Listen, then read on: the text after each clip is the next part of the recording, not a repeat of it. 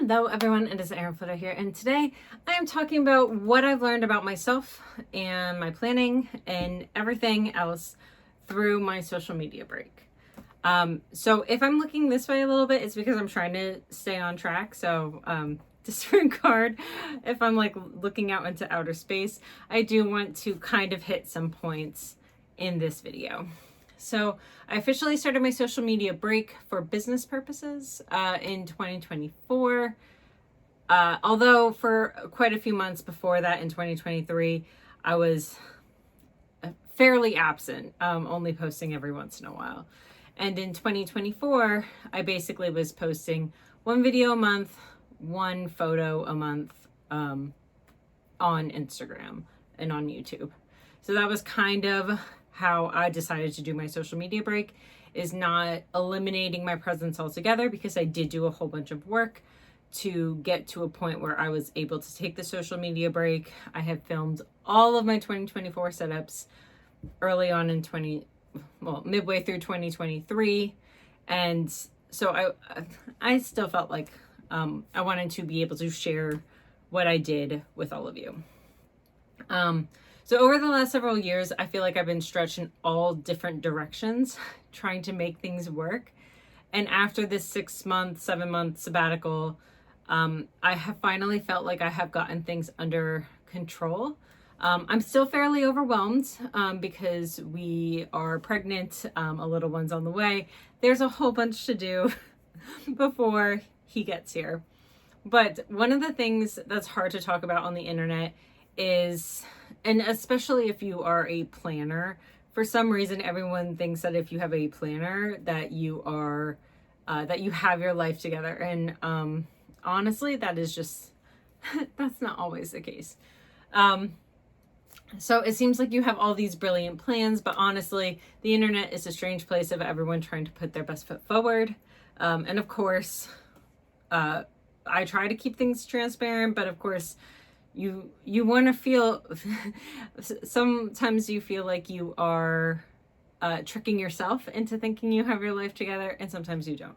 So over the last several years, I have been the happiest I've ever been. Abso-freaking-lutely, 100% happiest I have ever been in my entire life. I have a family that I absolutely adore. There's 6.5 of us at the moment. My husband, my 2 dogs, my 2 cats, and little baby on the way. And I am so happy. But just because you're happy doesn't mean you have your whole life together, right?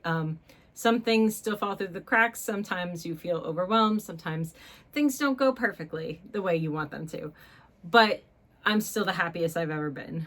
So one of the reasons for the social media break was to continue clarifying what I need in order to be happy, and maybe make things a little less overwhelming, maybe get things a little more together. Because for me, I felt like I was being stretched so thin and being pulled in a bunch of different directions that I was like good enough at everything. Like I wasn't bad at anything. Nothing was falling apart in my life, but I was having trouble being fulfilled in any one of those aspects because I was being stretched so thin. For example, my house is a bit messy. There's 6.5 of us here, and we are preparing to have a garage put in so that way we can have a nursery, because right now we don't have a nursery that I can prepare at all, which is super fun for me personally as someone that likes to be prepared for things. I'm not so much prepared for a baby because there's nowhere to put him. So my house is messy. You want to join us? Okay, he's just gonna join right over there. You might see his little feet or his little tail. Okay. So like it's not messy that like you can't walk around the house, that there's just trash piling up everywhere, that it smells, all that kind of stuff. There's nothing like wrong in terms of the messiness. It's just kind of organized chaos at this point because there's 6.5 of us in a 2-bedroom house. There's not quite enough space for all of us, even the cat. So it's messy, but it's not to the, so it's messy, but like, it's not bad. Do you know what I mean? Can you excuse me? Thank you. Another example would be my business, right? It's a brand, it's recognizable, but it's not thriving by any means, and I wouldn't be able to make a living off of it. So it's things like that, that it's like, okay, things are going well enough, but have I been able to thrive in any particular area? No, because I've felt so stretched thin. So all of this is a long introduction to say that taking a break from social media has really clarified a lot of things in my life. And hopefully this transparency on my end can help you explore yourself, your planning, what you need in life, all that kind of stuff. I just want to kind of talk about what I've learned. And I do want to preface this list by saying there's a lot of obvious things that I already knew. So I'm not going to include them in this list because it's things I already knew. Like, my family is the most important thing in my life. Work is work, business is business, having a messy home, all of those things, it doesn't matter because I have a family that I absolutely adore. Just like Mason adores pets. So it's like, and honestly, that was one of the drivers for me doing this, is because all of these things were stripping me in so many different directions that I wasn't able to spend as much time with my family, and spending time with my family makes me so super happy.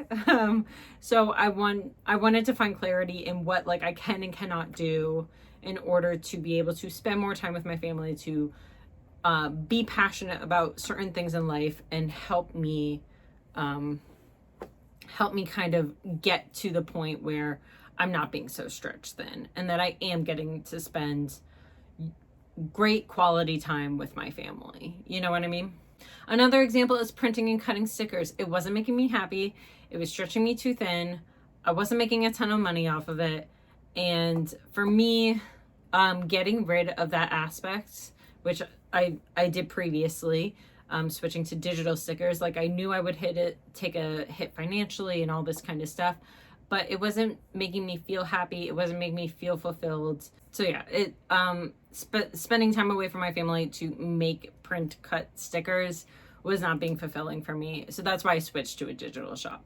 So with all that said, let's get to the list, which is going to be all over the place. So I'm really sorry in advance. So the first one, and again, I'm sorry, I'm looking at my notes. Setting up a planner ahead of the year has worked remarkably well. I will be changing things a bit next year. So one of the things that I have learned is that having designated spaces for the month has been working really, really, really well. Now, I won't do an entire setup every single month. I do like having a bunch of pre-set up things. So I think probably the cover pages and the monthly calendar, for example, I will probably do ahead of time, like this year, setting up for 2025. But there are some things that I do want to create a little bit of variety for that I wasn't really able to do in 2024 because I had everything set up. For example, I was diagnosed with gestational diabetes. I didn't have anywhere to put that in my monthly spreads because I had set everything up before then. So it would be really helpful for me to set up a couple of pages. Excuse me. To set up a couple of pages ahead of time, but not all of them. That way I can get some variety, and I can make sure that I am including things that need to be included in my planner. Number 2 is Sometimes it's worth it to pay people. I'm a DIYer at my core. I love working on home projects. I love working on things to improve my house. But I can't tell you how nice it is to have things that I don't have to think about. For example, this year, because my husband was having surgery, the lawnmower crapped out, and I was pregnant, and it's summer. We hired a lawn service, and oh my God, it is so nice. It is so nice not having to think about it at all. I have immensely loved having this lawn service. And even though I hate to pay for things that I know I can do myself, or I know that we can do as a family, that has been such a relief, and things that I haven't had to think about, that it's really freed up time, it's freed up mental space. It has been amazing to have that lawn service. Yeah, buddy? Yeah, buddy? Can you lay down? Can you lay down? Don't show them your booty hole. Okay, so for me, a messy house is a messy brain. I can't tell you how many times that my brain has felt so cluttered because there's too much stuff in the house. There's too much going on in the house. And it's messy. And so one of the things I've learned about myself is that, especially right now, because I have baby brain, so my brain literally can't get any more messy. I have figured out that if I clean one thing a day and I sweep the floors on a daily basis, I feel so much better. I just need at least one thing to get cleaned, whether it be putting dishes in the dishwasher and running the dishwasher, whether it be doing laundry if it's starting to get to the top of the hamper, whether it is vacuuming my rugs. Like there are certain things that if I get that done and then sweep every day, because God knows there's so much hair with the 4 animals, that, and 2 of them shed really bad. So there is so much hair. If I do those things, I'm golden. And I'll talk about something later on that like I also may do, and it kind of goes back to number 2, but just being able to clarify those little things. It's like, oh, if my space is 10% cleaner, like I don't feel as chaotic, overwhelmed, all that kind of stuff. So that has been super enlightening to me. Just being able to do like those 2 things a day has just, oh my God, amazing for my brain. Number 4 is you don't have to do everything. It's amazing, right? You don't have to do anything. And this kind of goes with number 2. And I put my husband as the most supportive person in the world. And when I say, oh, I have to do so and so, because that is how I've always operated in my brain is, oh, I have to do the laundry. Oh, I have to go get blah, blah, blah, right? It's amazing because he'll be like, no, you don't. And then he'll go and do it. He's like, you don't have to do everything, right? And then he goes and does it. And even if he goes and does it, it's okay to mark it off in your planner. You want to know why? Because it's a task that needed to get done and it's a task that was completed. So even if other people are helping you, it is not the end of the world. You don't have to do everything. You can hire help. You can lean on others. You can do it. And I can put mow the lawn when a lawn service comes, or I can put empty the litter box and mark it off in my planner, even though that is my husband's job right now, particularly with the pregnancy. So other people can do things. You don't have to do everything. It's amazing. The concept, absolutely amazing. To get back into the planning world, number 5 is daily planning is my life. Oh my God, have I just awakened something in my brain that I don't need weeklies. Oh my God. most enlightening thing ever for me. I do things on a weekly basis on my monthly pages, or on a daily basis with my monthly pages, and then I just fill out dailies. I don't know why, and I understand that planning changes when your life changes, but my God, the best thing is just moving from day to day, not having any guilt because you have a whole week set up and some days you don't touch. Just moving from day to day has been incredible. And honestly, it's made me go into my planner every single day. And if I don't go into my planner every single day, I can just skip days because clearly there was nothing crazy going on those days. So being able to not feel guilty because part of your week wasn't filled out, or some days have way more tasks than other days. So if I'm setting up a weekly with equal parts for each of the days, I'm not able to account for everything. Mondays are my busiest day by far, constantly, all the time, just because it's the start of a week, all that kind of stuff. So my Monday list is like a page and a half versus my Friday list, which is like a half a page, for example. So not having to constrain yourself to specific spaces has been a godsend. I love dailies. I love dailies. That may change at some point in my life. It is not changing anytime soon, at least as far as I'm aware. Moving on, annual goal planning isn't for me. I talked about this in a recent video if you want to go check it out. But honestly, I'm just not in the brain space to be like, oh yeah, I want to get this done by the end of the year. It's just not how I'm built right now. So planning one project at a time, and like that is my goal. Finishing that project and then having steps laid out for that project. Again, you can go watch that video where I set up pages for each project, for each goal, and then clarify challenges, obstacles, overcoming those challenges, and the steps needed to complete the project. That has been so helpful instead of trying to juggle everything, instead of creating meaningless goals. So I do create like goals on a monthly basis in my planner, but this projects approach has really helped in terms of my overall goal planning. Number 7 is boundaries are important. If there's one thing that I have learned in this pregnancy, in my current work situation, is that you need to create boundaries and communicate those boundaries.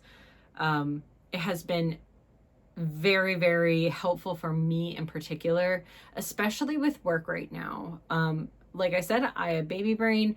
I have been overwhelmed at work with the amount of tasks that I've had to do. So, and I'm in a very fortunate, lucky position that I'm never getting fired. I'm a federal employee. I have union protections. I have a boss that stands up for me, and I'm very good at what I do. So I'm not going to get fired. And I have the unique position that I am able to communicate these things, that I am able to communicate there's not enough time in the day to do this kind of work. I need help from someone else. Give me anyone, just give me someone else. And it's also helped because I will be going on maternity leave, so they need to create backups for me and things like that, because for so long I've just been here doing kind of everything, and that's not the position that we can be in anymore. So I've been able to get help, and I've been able to communicate, okay, even though I'm getting help, I can't take on everything. So we need to talk about how we are setting up boundaries on the amount of work that is coming in. Because my group in particular does a ton of work. So it has been really helpful to set those boundaries at work. And again, to have such a really supportive boss that is willing to help me get to that position where setting up those boundaries are important. And again, that it's one of the things that I never would have thought about because I was being pulled in all these directions. Is that like, okay, but you can set up your boundaries, right? That's one of the things I did when I decided to do a social media break, is setting up that boundary for myself. And then I was able to devote my time and energy towards certain things instead of everything and doing everything at once. It just doesn't work. It just doesn't work. So setting up boundaries are really, really important. And since this video is kind of going a little long, I'll finish it off with the last one is, sorry, it's so cheesy, but plan a life that you want. It is the cheesiest thing I've ever said. I understand. So, while I was taking a break from social media and business things, I realized that's exactly what I was doing, is planning a life that I wanted. I was able to carve out the things that weren't bringing me joy, weren't really fulfilling me. And like I said, even if it's a financial hit, it was one that I was able and willing to take, right? If there are some things that you can't cut the cord because you don't have the opportunity to yet, that is something that you need to start planning a way that you may be able to in the future. An example of this, and I kind of highlighted it a little bit earlier, but cleaning the bathroom is the bane of my existence. I hate it. Hate it, hate it, hate it, hate it, hate it. I can clean other things totally fine. Cleaning the bathroom is one of the things I just hate. So one of the things that I don't have the opportunity to do that right now, because it costs extra money. I have to think about, the dogs don't like when people come into the house. I have to research what, companies are around, what a good price for them is, and what a fair price for local cleaners are. And then trying to figure out, okay, so how do I find the money to do that and create the circumstances where I'm able to do that. So that's one of the things that I need to start planning now, because right now it's one of the things, like I said, it's the bane of my existence. I cannot stand cleaning the bathroom. I'll clean the floors. I don't want to clean the shower. I don't want to clean the toilet. I just don't. So one of the things that I think is really important is planning for that life, right? So what are ways that I can either cut money from something else or carve out money for this specific thing, or make additional money in order to be able to do that. So that's one of the things that I'm trying to find ways to save money or make an additional money. That way I'm able to afford that opportunity. So I'm trying to plan for that opportunity to be able to plan what I want in my life. You know what I mean? So anyways, those are the 8 things I've learned through my experience during this social media break, because taking this social media break has allowed my mental, physical, whatever, to be able to devote energy into other areas. So that has been super, super, super helpful. And you know what? It was even more helpful because then I didn't feel like I was keeping things from you when we found out that we were pregnant, because we didn't tell anyone until the 2nd trimester started. So yeah, it has been really, really helpful. But I hope that me talking through my experience helps you in terms of finding your own clarity, driving yourself into trying out, this planning a life, carving things out, devoting time and energy into areas that are more important to you, more fulfilling for you. So thank you so much for watching. Let me know in the comments below if you have any questions on my experience, or if you've done this yourself and you want to provide some comments on your own experience. If you've made it to the end of this video, please leave a balloon emoji in the comments down below, because that's how I feel. Free as a balloon. And I will see you next time. Thanks, everyone. Bye.